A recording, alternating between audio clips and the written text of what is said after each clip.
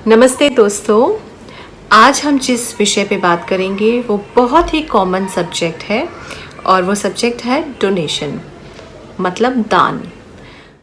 Actually में donation होता क्या है? सोचिए ज़रा, डोनेशन क्यों दिया जाता है? हमारे पूर्वजों ने डोनेशन यानी दान देने की परंपरा क्यों बनाई है?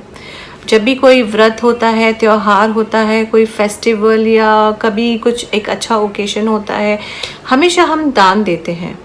किसी का जन्म हुआ तो हमें दान देना है, किसी की मृत्यु हुई तो भी हमें दान देना है, पितृपक्ष आया तो भी हमें दान देना है, घर में कुछ हवन पूजन पाठ कुछ भी हमारा इवेंट हुआ तो भी हमें दान देना है। हमें रास्ते में कोई भिखारी मिलता है या हमें कोई मांगने वाला मिलता है, हमें उसे भी दान देना है। तो ऐसी परंपरा क्यों बनी? हमें दान क्यों देना चाहिए? सोचिए ज़रा। दान इसलिए देना चाहिए क्योंकि जब हम पैदा होते हैं, पैदा होने से लेके जब हम तक मरते नहीं हैं, मतलब बचपन में आप पैदा हुए और जब तक आप मरते नहीं हैं तब तक हम सिर्फ सबसे लेते ही लेते हैं।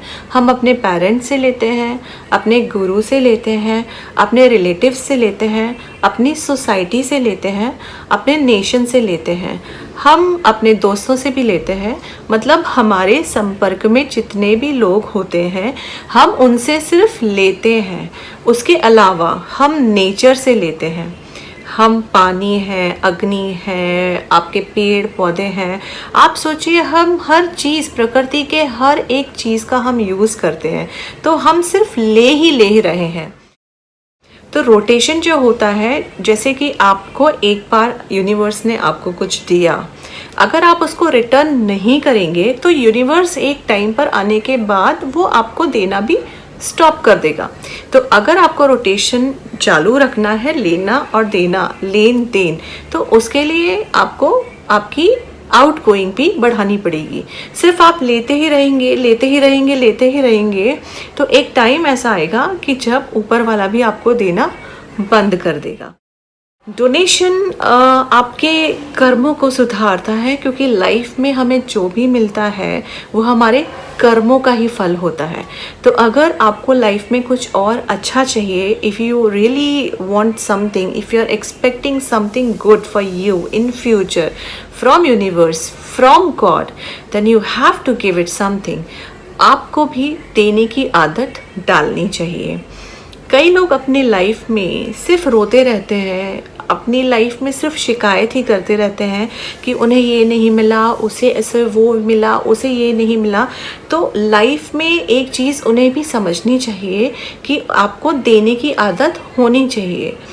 देने का मतलब यहाँ सिर्फ धन से नहीं होता कि आपने पैसे किसी को दे दिए, आपने कुछ बहुत ही कीमती चीज़ आपने किसी को दे दी तो आपने बहुत पुण्य कमा लिया या आपने बहुत बड़ा डोनेशन कर लिया।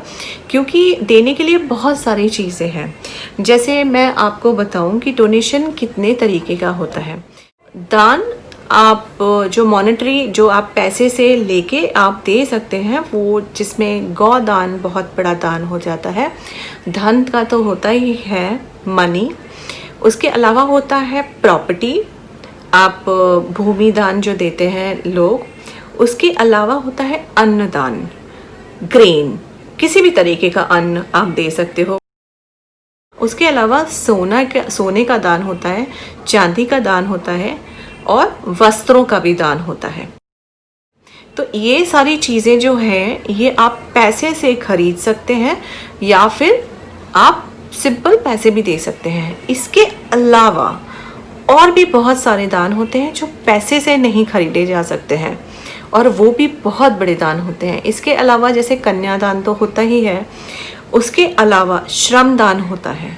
आप मेहनत करते हो किसी के लिए तो वो भी बहुत बड़ा दान होता है। श्रम दान में मैं आपको बोल सकती हूँ, जैसे किसी आपके पहचान वाले या किसी को आपकी रियली में बहुत ज़रूरत है, वो बहुत परेशानी में है, आपने पैसे तो खर्च नहीं किए लेकिन उसके लिए मेहनत किया, वो भी बहुत मैटर करता है, तो वो भी श्रम दान में आ जाता है। उसके अलावा बहुत बड़े दान हो जाते हैं, जैसे आपका रक्त दान हो जाता है, और आप अपने अंगों का अगर दान देते हैं तो उससे बड़ा दान क्या हो सकता है जब आप अपने ही शरीर का कोई हिस्सा किसी को दान दे दें। तो ये बहुत बड़े बड़े दान होते हैं।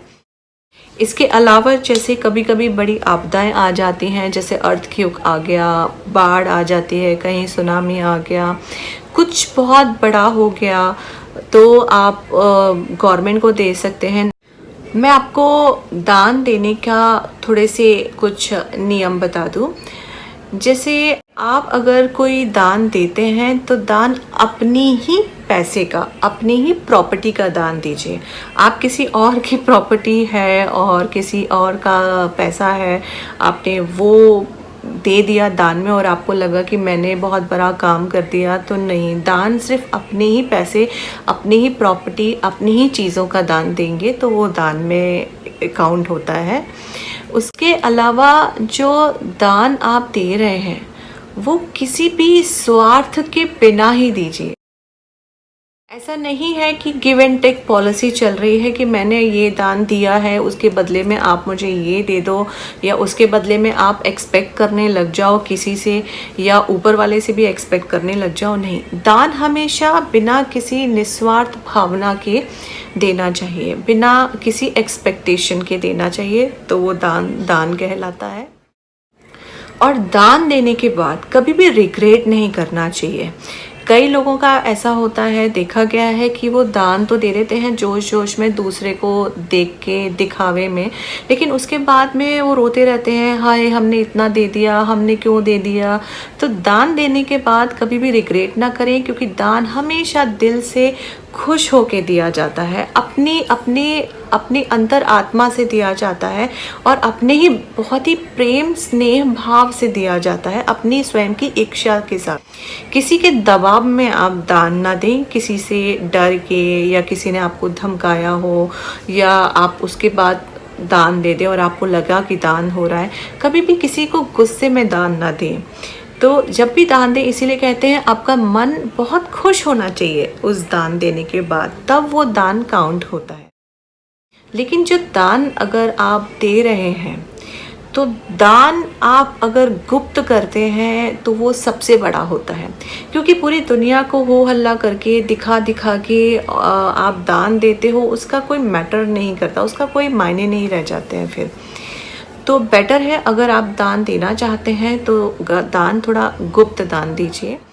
अब अगर मैं आपको पुराने ज़माने में लेके जाऊं और हम बातें करें पुराने पिछले टाइम में क्या हुआ करता था, तो पहले के ज़माने में लोग मरने के पहले क्या किया करते थे, आप सोचिए ज़रा। पहले वो क्या किया करते थे, वो कुएं खुदवाते थे, कुएं बावड़ी बनवा के जाते थे। क्यों? ताकि वो तो चले जाएं, लेकिन उनके मरने के बाद भी कोई भी आदमी प्यासा ना रहे, जिसकी जो ज़रूरत है उसे वो मिले। तो वो कुएं खुदवाते थे, पानी के लिए जो सोर्स हो सकता था वो देते थे, पेड़ लगवाते थे रस्तों में वो छतरियाँ बनवाते थे कि कोई रास्ते से गुजरे तो वो उसको थोड़ा छांव मिले, वो रुके बैठ सकता है। उसके अलावा पुराने ज़माने में लोग मंदिर बनवाते थे, मंदिरों के लिए डोनेशन दिया करते थे। जब मंदिर बनते थे, पहले ये लोग यज्ञ बहुत कराया करते थे, बड़े बड़े भंडारे हुआ करते थे, साधु संतों को बहुत ही मान सम्मान के साथ में उनको रखते भी थे और उनको दान दिया करते थे। तो पहले के ज़माने में ये सब हुआ करता था। और जो गुरु होते थे वो सिर्फ गुरु दीक्षा दिया करते थे, गुरु ज्ञान दिया करते थे। जैसे मैं आपको एक एग्ज़ाम्पल देना चाहती हूँ कि बहुत सारे लोग जब गुरु दीक्षा लेते हैं उसके बाद अपने गुरुओं को बहुत सारा डोनेशन देना शुरू कर देते हैं। आज के टाइम पे तो बहुत सारे यहाँ पे गुरु बने बैठे हैं। तो मैं किसी के पर्सनल मैटर में कमेंट नहीं करूँगी, ना मैं चाहूँगी कि किसी को बुरा लगे, लेकिन किसी भी गुरु को दान देने के पहले एक बार ये ज़रा सोच लेना चाहिए कि क्या वो गुरु दान लेने के योग्य है। आपको ऐसा क्या गुरु ने आपको ज्ञान दिया है कि जिसके बदले में आप उनको डोनेशन दे रहे हैं। अब मैं अपने असली मुद्दे पर आती हूँ कि आज के टाइम पे जो हमारा अब वक्त चल रहा है, जो जनरेशन चल रही है, जिस तरीके का ये टाइम चल रहा है, उस टाइम पे दान हमें कहाँ देना चाहिए। देखिए, छोटा मोटा अगर दान देना हो तो आप मंदिर में दे सकते हैं, पंडित को दे सकते हैं, क्योंकि वो पुजारी जिनका घर गृहस्थी सिर्फ आपके दान दक्षिणा से चलती है, उनको तो आपको दान छोटा अगर हो तो आपको देना ही चाहिए। उसके अलावा अगर जैसे आप रास्ते में जाते हैं, आपको कोई भिखारी मिलता है और वो भिखारी अगर आपको लगता है कि वो अपाहिज है, बहुत बूढ़ा है, जो काम करने में समर्थ नहीं है, उसकी हेल्प ज़रूर करनी चाहिए। लेकिन जो आपको लगता है कि वो काम करने में समर्थ है, उसको कभी दान ना दें, क्योंकि दान देने का सबसे बड़ा मूल मंत्र जो होता है वो यही होता है कि दान उसको देना चाहिए, उसको दिया जाना चाहिए जो दान लेने के योग्य हो। जैसे कि जिसका पेट खाली हो, जो भूखा है, आपने उसी को खाना खिलाया तो ठीक है, लेकिन जिसका पेट ऑलरेडी भरा हुआ है, आप उसी को पकवान खिलाए जा रहे हैं, उसका कोई मीनिंग नहीं होता।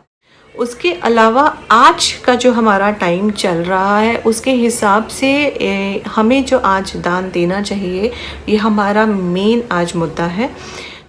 उन गुरुकुलों में आपको दान देना चाहिए जहाँ पे हमारे बच्चे पढ़ रहे हैं और उन्हें आपके पूरे कल्चर की नॉलेज दी जा रही है।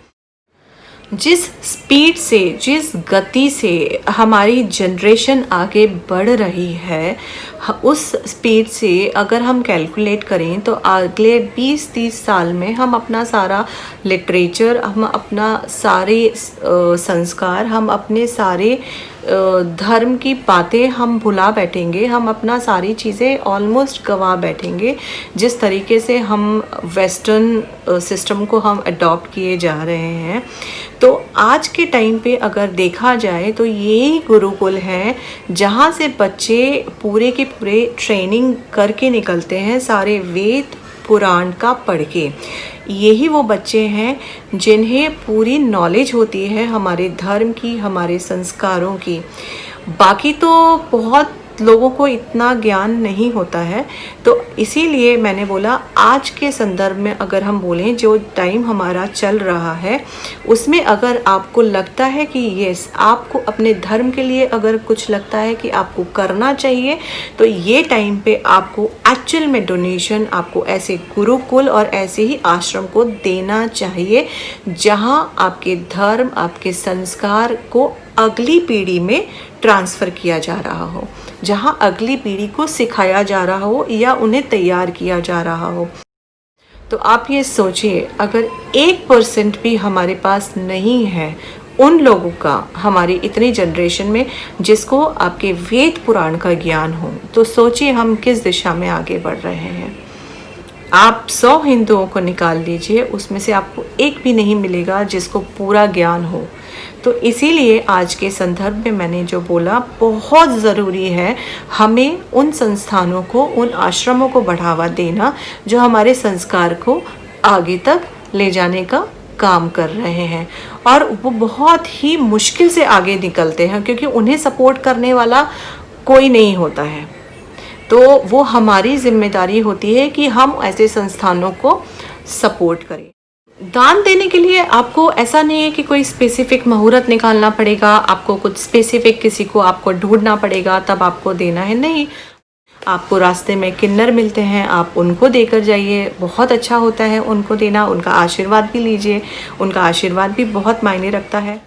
मेरा मानना है कि सोना चांदी, कई लोग इतने करोड़ों के डायमंड्स भी लेते हैं, मंदिरों में चढ़ा जाते हैं। मुझे आज तक एक बात रीज़न समझ में नहीं आई कि मंदिरों में जिनका ऑलरेडी ट्रस्ट बना हुआ है, उन ट्रस्टों में डोनेशन देने का क्या मीनिंग बनता है।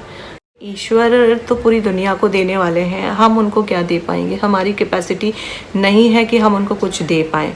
तो मंदिरों में इतना हैवी चढ़ावा चढ़ाने का कोई मीनिंग नहीं बनता है।